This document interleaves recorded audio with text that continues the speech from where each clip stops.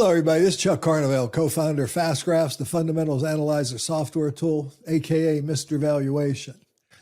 You know, I've done videos recently in the last several months where I talked about some of the high-priced tech stocks out there, names like Apple and Microsoft, companies that I admire very, very much, that are really, at the forefront of technological growth and advancements. And again, some of the finest, highest quality companies on the planet. But I've also argued that they're uninvestable today based on the fact that their valuations are very high. So, I'm constantly looking for, and people are constantly asking me about opportunities to participate in the growth, but to be able to do it at a much more reasonable price. Now, I think I have a solution for that. The solution is Skyworks Solutions, which is a tech stock that I'll be covering here in this video, that actually 56% of their business comes from Apple. And I'll get more into what the company does and how they do it here a little bit later. But the point is, it's a company that has good growth potential, that's participating in technological advancement, but it can be purchased at a reasonable price, okay? And the price is getting reasonable. Now, I'd actually like to see this stock perhaps a little cheaper, but it already does offer a modest margin of safety. Now, recently, I've been talking about, how we're going to do these videos, these initial videos where you want to determine whether a stock is research worthy or not by going through a process. And it started out as a 15-step process. Well, we've now advanced that to about a 16-step process. But let me explain, because I also want to clarify some things. What I like to do when I'm looking at a company, I use the FastGraphs Fundamentals Analyzer software tool, and I start out using the actual historical fast graph itself, okay? And I'm going to look at earnings growth. I'm also going to look at operating cash flow growth. I'm going to look at all the other metrics, because as I go through valuation, I'm going to value the stock based on every metric at my disposal. I also, of course, am highly interested in dividend growth if it's a dividend stock, if it pays one. I also am looking for a company that's valuation is good enough that gives me a reasonable return expectation. But even more importantly, I want to calculate that rate of return so I have a clear idea of what this company might be capable of generating for me as an investment. I like high quality companies, so I generally tend to like companies with investment grade, BBB- or better credit ratings. And I also want to see companies whose free cash flow is covering their dividend and whose cash from operations growth has, basically trended up over the last 3 to 5 years. But I, can allow an exception to any of those.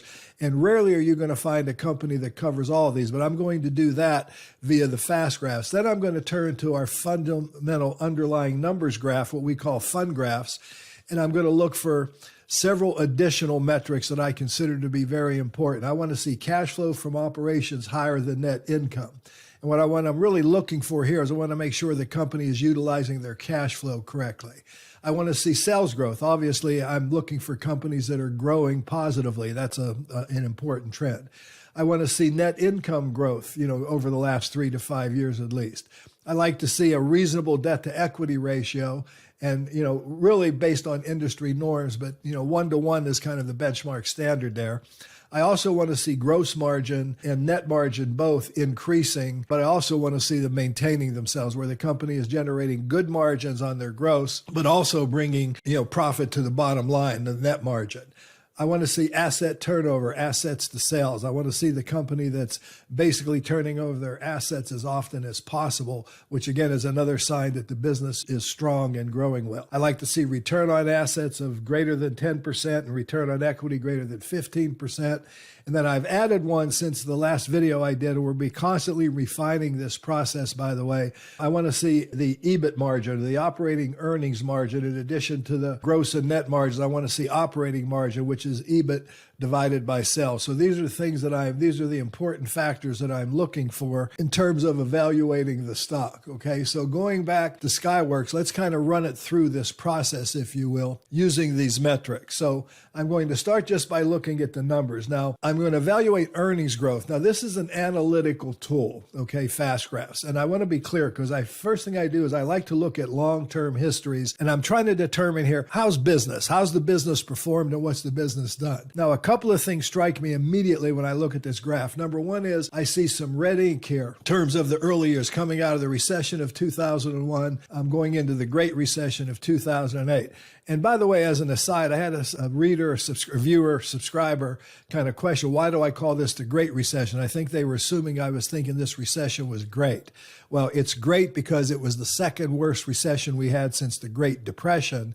And so that's what the byline is. But on the other hand, as a value investor, recessions do tend to be great from our perspective because those are times when you get the chance to buy stocks perhaps that have been overvalued at good valuations. But the real reason we call it the Great Recession is because it's the longest, biggest, recession, dwarfed only by the Great Recession of, 1929, et cetera.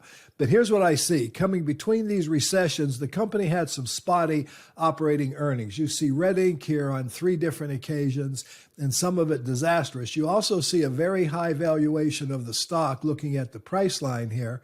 And, by just running a quick calculation, not necessarily picking tops and bottoms, you can see that we got about a decade here of very, very poor performance. This was not a very good investment during that period of time. Investors who overpaid for the stock during a time when operating results were poor, in other words, the business results were poor and the price was high, ended up with negative 22% annualized rate of return. Okay, that's an 84% drop from August 17th of 01 through January of 2009. That's a very long period of time of disastrous results. But I do want to shorten this and kind of get rid of some of that and kind of get into the point where, profits began to start increasing and the business started to do well. And that's just before the Great Recession and going in to, current time and through the very short-lived COVID recession as well from a standpoint of markets and the economy. All right. So when I look at this, here's the key. You can see that the stock price has gone where the company's operating earnings have gone. Operating earnings have grown by almost 24% a year, 23.9. And you can see the price has tracked that. So when I look at performance over this time frame, I'm looking at historical performance now. You see that a $10,000 investment, made on September of 2005 through November of 2021 generated a 21.6% capital gain plus some dividend income, turned that into a 22% annualized rate of return, which is not perfect, but very consistent with the growth rate of the company. In other words, valuation was a little bit extended here in the beginning of this, but only minorly so. So the point is, investors who bought Skyworks Solutions back then really participated fully in the operating results of the business. Okay, so earnings growth has been exceptional, since 2005 at over 23% a year. And by the way, that earnings growth stayed exceptional in the 20% range, even coming out of the Great Recession into what we currently have. I do want you to note, though, that the market has typically put during this period of time a relatively lower valuation. The market valuation that has been applied has been around that 15 PE ratio I talk about all the time. It calculates out actually at 14.88. We'll call it 15 rounded. That would have been an ideal valuation, obviously, to pay for this stock. Now, you also note that the company started paying a dividend in 2014, and that dividend has grown very nicely every year since, although it is forecast to go kind of flat in 2022 and 23. Don't know that I really believe that or buy that, but it very well could be true. Some of the statistics of the company, it's currently yielding, actually, this is a minor error on our new version of Fast Graphs, which as a sidebar, we plan on launching this month. I'm very confident that we're going to be able to launch in November. We still got some finishing touches on some things. We still got some testing to do. But the reason I'm using the new version of Fast Graphs in our videos is just to show you how close current subscribers and even prospective subscribers we are to launching this new version. The earnings yield of 6.41%. I like to see it a little bit higher than that, but this is a kind of a robust growth company. It's growing at above average rates, so I'll give it a little break there. The company's blended PE is 15.59. That's why the earnings yield is slightly below what my optimum number is. And we'll get into, expected growth here next. If I look at forecast growth, the company is expected to continue growing earnings at a rate of about 17% going forward. That would give it a P equals growth rate valuation of a multiple of 17.37, which is what I'm drawing the orange line on this forecasting graph about with. I should say. I also want you to note that earnings estimates have been gradually increasing for this company. 6 months ago let's go to 2022. This company has a September fiscal year. So the new fiscal year, the estimates for 1091 6 months ago. 3 months ago, they were 1157. Then they kind of dropped to 1155, and now they're back up to 1157. So analysts are getting, I guess, a little more confident about the growth potential of this company. All right. So with that, here's my reasonable return expectations I talked about. I've got, 25% plus return by end of next fiscal year and still 18 to 20% by the following fiscal year. So I've got good return expectations for the company. If I'm using the normal multiple more recently of 14.5, then, that mutes that a little bit. So this is be kind of my low case scenario, if you will. But then if I use my drop down here and put in a more long-term average multiple like I showed you earlier, let's say in the 17 range, I'm back to that, 20% plus rates of return that are potentially available. I think these are realistic, numbers. The company's analyst scorecard is good, but not great. They did have a pretty big miss in 2016. They had a miss during the 08-09 recession, and they also had a miss in 2019, which of course was very common because of COVID. So now let's look at the company through some of the other metrics I talked about. I'm going to go through these quickly now. I'm looking purely at valuation. Now, diluted earnings or GAAP earnings, you can see that there are some differences in GAAP and adjusted operating earnings. But again, you see the company has, followed earnings pretty closely over this period of time. I'm looking at operating cash flow, and what I'm really focused on here is operating cash flow growth, which has been a little lumpy in the last couple years, but is expected to accelerate going forward. I want you to notice that it covers the dividend. The company's cash flow payout ratio is about 20%. Okay, so that's operating cash flow. But as I like to say, the acid test is free cash flow. So I'm going to switch gears now and look at the company's free cash flow. And once again, you'll see that free cash flow has been a little lumpy, but it's expected to grow dramatically going forward. And the company's free cash flow payout ratio has been about 20 in that 28% range as well. There's plenty of free cash flow covering the dividend. And I think that's critically important. Okay, so I've got all these spots tell me this company looks, really pretty good here. EBITDA, which is earnings before interest, taxes, depreciation, and amortization. The company looks attractively valued. And then EBIT itself, earnings or, operating cash flow, if you will. The company also looks very attractively valued. And I'll get into that a little bit more when I move into the fund graph. So as I've run it through all these metrics using fast graphs, I get very sanguine about the stock. I think it's a great opportunity to participate in the growth of 5G and RF devices that the company builds. And they are really the world's leader. 56% of their business comes from Apple. And with the 5G rollouts expected to grow exponentially over the next, out to 2027 or 8, this company is extremely well positioned. They're one of the few companies that have the scale to serve companies like Apple, but they also serve, their customers. They have most of the major dominant, tech companies out there are using Skyworks Solutions RF products. So it's really extremely well positioned. They're also moving into telemedicine, autonomous driving, factory automation, and so on, which is driving the demand for 5G, which again should be very good for this particular company. Their products include power amplifiers, front-end modules, radio frequency subsystems, and cellular systems.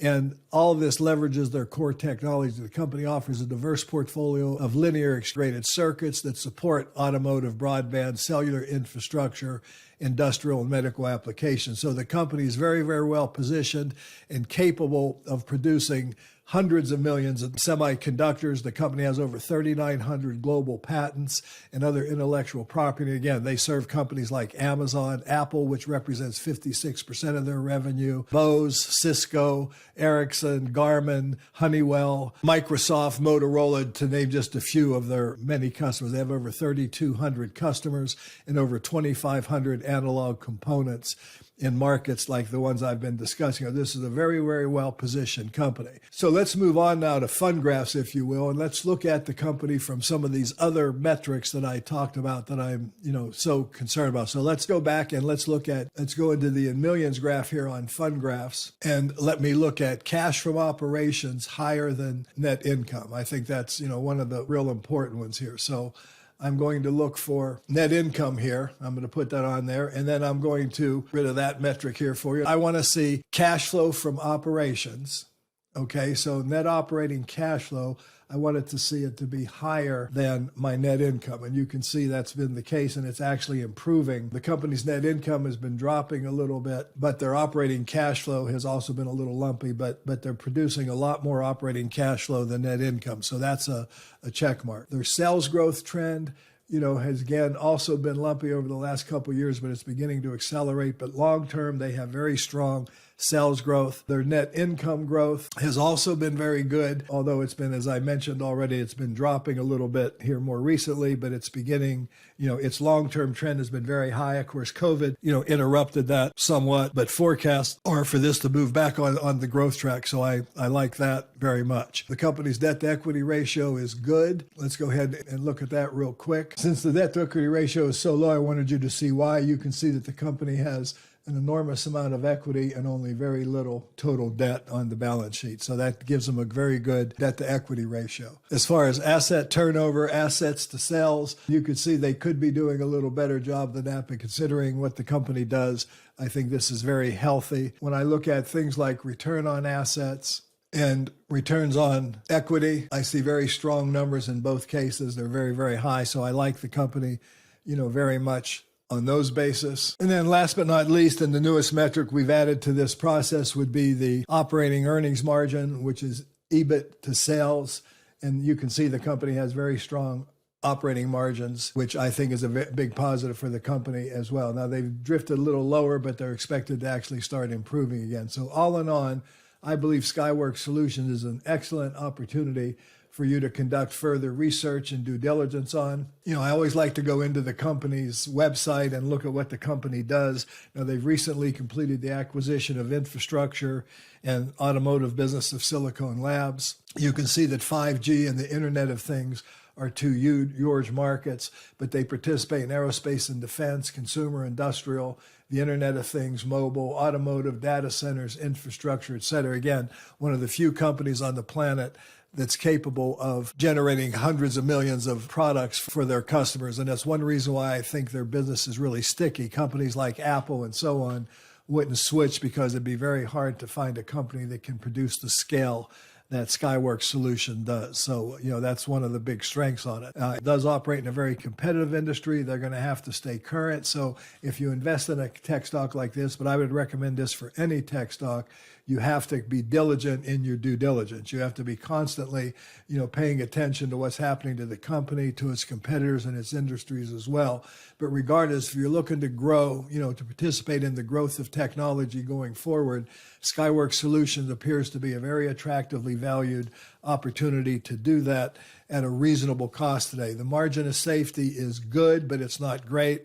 The rates of return potential are, double digit going forward. And I think this would be a great opportunity to invest in tech without having to overpay like you do with so much tech out there today. Anyway, this has been Chuck Carnwell saying thanks for watching. Hope you enjoyed this video on Skyworks Solution. This was a heavily requested company, by the way. I'm not classifying it as my subscriber request Tuesday video as of yet, but it is a video, or it is a company I've been asked about, and I do find it intriguing, and I am long the stock, and I do think it offers, good opportunity for growth and income growth going forward. If you like the video, give me a like. Hit the bell, ring the bell, subscribe to the channel, give me a thumbs up, and subscribe to Fast Graphs if you haven't already. This new version is really going to be great when we get it out, and we're only a couple of weeks away from that. So thanks for watching.